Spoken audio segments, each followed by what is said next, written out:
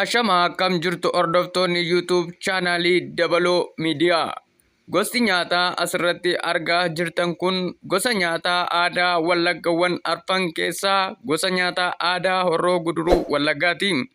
Maqaan nyaata kanaas cumboo yeroo jedhamu kan inni qophaa'u sagantaa cidhaa garaagaraa fi akkasumas guyyaawwan ayyaanaa akkasumas keessummaa jabaan gaafa namatti dhufuu fi sagantaa guddaa irrattidha. Egaa nyaatni kun erga dhiyaatee booda sirna nyaataatti otoo hin seeninii fi akkasumas sagantaa qophaa'anitti osoo hin seenin sirna eebbaatu akka aadaa naannoo sanaatti godhama. Yoo sirna gaa'ilaa ta'ee sirna gaa'ilaa irratti eebbi godhamu toora isaa eeggatuun erga godhamee booda sagantaan gara dhimma itti aanu itti fufa akkasumas gara nyaataatti seenu.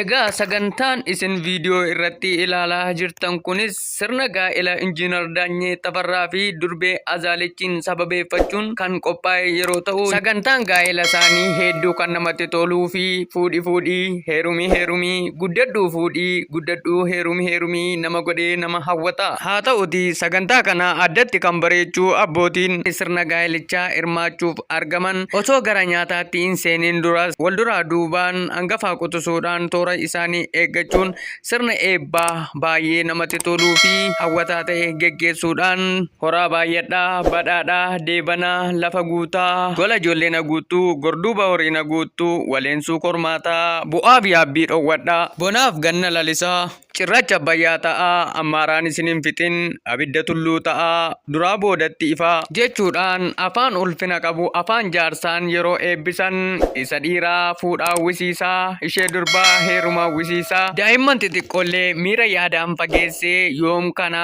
argina jechuun hawwisiisaa, yoom dargaggoomnee ga'eensa taana jechisiisaa. Maal kana qofaree nyaatni aadaa isaanii yookaan cumboon horroo maal ta'aa guyyaa guyyaan osoo ayyaanni jiraate guyyaa guyyaan otuu dhimmi jiraate nama jechisiisa. Nyaatni aadaa Horroo Guduruu Wallaggaa akkuma nyaata aadaa Oromoo warra kaanii baay'ee kan namatti toluu fi ajab kan nama jechiisus wanti adda isa godhu cumboo ta'uusaati. Nyaatni kun nyaata baay'ee mi'aawuu fi ayyaanaa fi sagantaa kamillee kan bareechuu yoo ta'u, cumboon walitti qabama uummata horroo gidduudhaa dhimnaan sagantaan hin bareedu. Gosti nyaata kanaa kan inni itti nyaatamu baaduu furdaa fi bareedaa ta'ee fi dhadhaa sirriitti baqfamee bareechamee hojjetameen yeroo ta'u, heddumminni dhadhaa itti namus ajab jechisiisa.